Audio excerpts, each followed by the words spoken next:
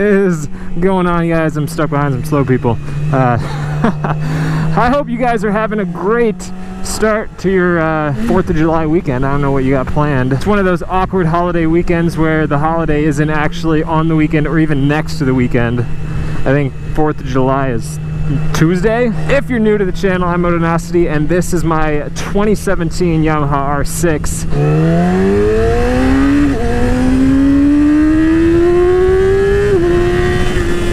And with some of the mods that we're about to do on this bike, I wanted to talk about a little something, and that is ways to save weight on your motorcycle. Because even on a little 600 like this, we got some key areas that we can knock down a few pounds.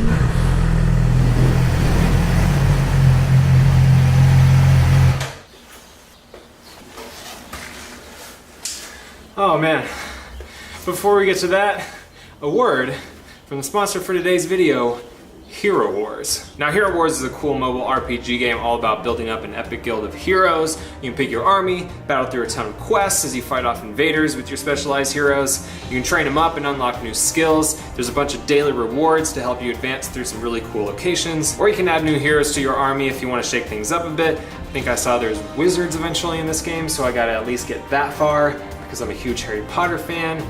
And wizards all day, every day. I've been having a lot of fun with it during downtime, just chilling on the couch, taking care of the baby, because Lord knows I have a ton of couch time these days. But if you want to check it out, you can download it from the links down in the description. Start yourself off with an upgraded hero, unlike me, who just downloaded it normally like a chump. But now, for the topic of today's video. Now, I don't think I've met a single motorcycle owner who doesn't enjoy going fast on their bike. But adding a lot of horsepower isn't the only way to make your bike faster. Today we're going to talk about 7 ways that you can shed weight from your motorcycle. Now, you don't have to do every single thing that I talk about today, but if you do all of them, you'll probably shed at least 20 pounds from your bike. And the good thing about a lot of the weight saving things that you can do on a motorcycle, they're not just good for shaving weight. They have other benefits as well. Starting off with number 1, we have removing your passenger pegs. Now, it's only gonna save you 1 to 2 pounds depending on your bike and whether they're aluminum or steel. But let's be honest, those of you without a significant other who rides with you, how often have you actually used your passenger pegs? I can count on 2 fingers the number of times that I've actually given someone a ride on my bike. It's also a great excuse not to ever have to give anyone a ride on your bike. But hey, maybe you're single, you still got that lifelong dream to give girls rides on your motorcycle every single day. You do you. That said, I still have the passenger pegs on my R1. Number 2 on the list, we've got getting rid of your stock mirrors. Now, I know there's a lot of people that will tell you that is a terrible idea.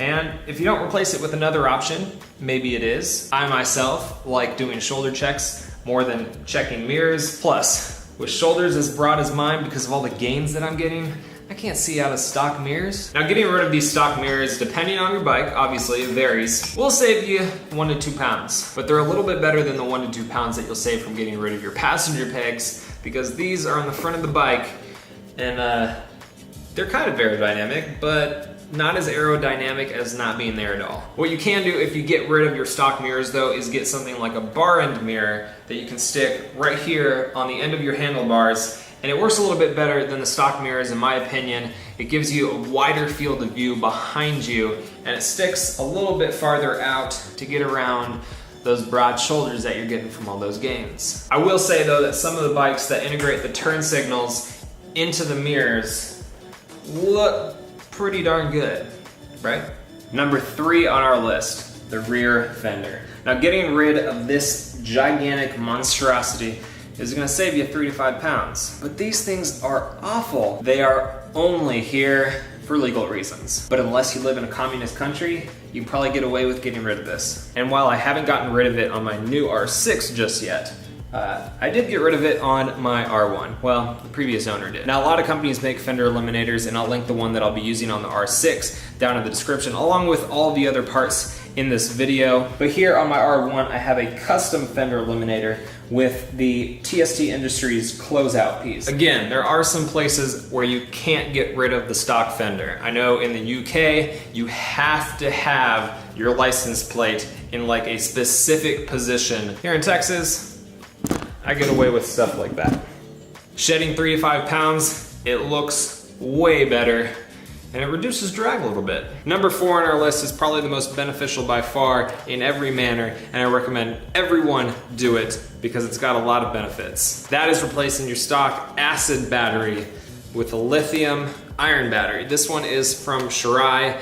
It's the same kind of battery that I have on my R1. That one's been rocking for 2.5 years now. No problems, starts great, and it's way safer than the standard acid batteries that you got on your bike. Plus, it saves a lot of weight. Depending on the type of bike you have, whether it be a dirt bike, street bike, gigantic touring bike, you can save anywhere from 2 to 10 pounds just by replacing your battery with one of these. Each brand that makes these types of batteries makes a lot of different versions depending on what bike you have, but it's super easy to find what you need. Again, link down in the description if you want to check one of these out. But this one weighs about 1.5 pounds. Over the course of a year, if it just sits, I think it only loses about 10% of its charge. Plus you don't have to deal with the pouring of the acid and all of that crap if you get one of those batteries. It's just all around a better option. Shirai sent me the battery for my R6. They also sent one for the Ruckus that will get swapped in soon. But way back in the day, when I was just a wee little moto vlogger, Shirai, they sent the battery for my R1. Love that thing, still got it in here. Again, 2.5 years old.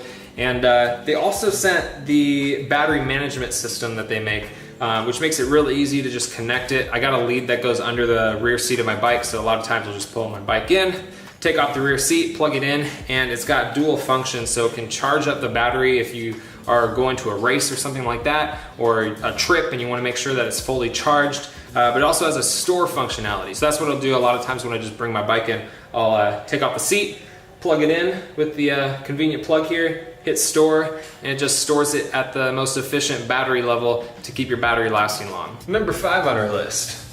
Chain and sprocket. Now, chain and sprocket kit is probably one of the first mods people do along with a fender eliminator. It's probably the easiest way to make your bike faster, but you can also save some weight in the process. Now, your stock chain is probably a 525 or 530 pitch chain, but you can do a 520 and shed some weight. Some aftermarket companies are making really strong 520 chains. They're gonna last a lot longer than you need them to. Chains stretch, and eventually you're gonna have to replace them. So why not shave some weight in the process? Now, this is a little bit dark over here, but this is the EK 3D chain. It's a 520 chain, and I probably could replace it, but it's such a strong 520 chain that I just haven't needed to. Now, I have this chain paired with a driven aluminum sprocket. And some people say that you should only use aluminum sprockets on a racetrack, but that driven sprocket on my R1 has lasted me quite a few thousand miles. It kind of just depends on what riding you do, how often you ride, how long you ride, to determine whether an aluminum sprocket is going to be okay for you to run. But for me, aluminum sprockets are the way to go. I can sacrifice some of the strength of a steel sprocket for the shaved weight of the aluminum sprocket just because I don't need it to last as long as a steel one. And here's the thing with shaving weight from something like your chain and sprocket. Because they're rotating, they're one of the actual moving parts on your motorcycle, the weight that you shave off of those parts are gonna have much more benefit than just static weight such as your battery or your passenger pegs, because your bike actually has to move the weight of the chain and the sprocket. Now, for number 6 on our list, exhaust. Now, everyone wants to replace the exhaust. When they first get a motorcycle, if it doesn't have a new exhaust on it already, they're probably gonna replace it. The stock exhausts look terrible, they don't perform very well, and they look like absolute crap. But they're one of the pieces on your bike that you can save the most weight on. Some exhausts weigh as much as 30 pounds. And with exhaust, there's a lot of areas where you can shave some weight. First, the slip-on.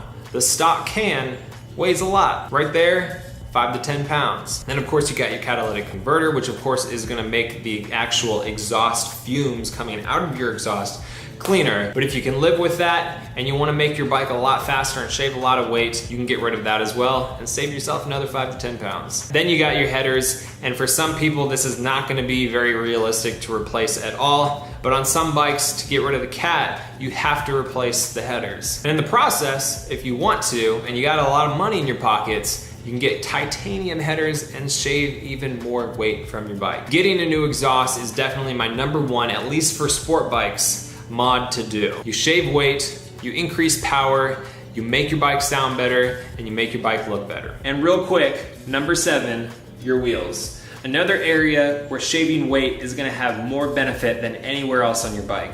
Just like chain and sprockets, your bike has to push the weight of turning your wheels. Shave weight from your wheels and you shave even more time on the track. Probably not the most realistic option for everybody out there because wheels are expensive. To pay for light wheels, you're gonna spend 2 to 3 grand. But with light wheels, you can count on saving about 10 pounds on your bike. And that is 7 ways to shave weight on your motorcycle. But I got one more bonus on this list. Lose weight. There's a reason that the majority of MotoGP riders are under 6 feet tall. Well, besides the fact that they fit better on the bikes. Heck, a lot of them are closer to 5 feet tall than they are to 6. A lighter rider is gonna save way more weight than anything else that you can do on your bike. Most everyone out there can afford to lose about 10 pounds. That's gonna save you more weight than anything that we talked about today. More than a slip-on, more than titanium headers, more than aftermarket wheels, more than pegs, more than battery, more than chain and sprocket. Losing weight is the easiest way